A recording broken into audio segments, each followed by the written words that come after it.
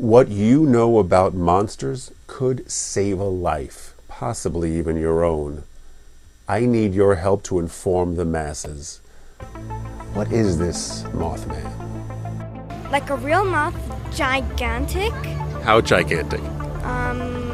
Human gigantic, maybe, yes. I'm assuming that there's probably wings involved. I don't know what the face of a moth looks like, though, so,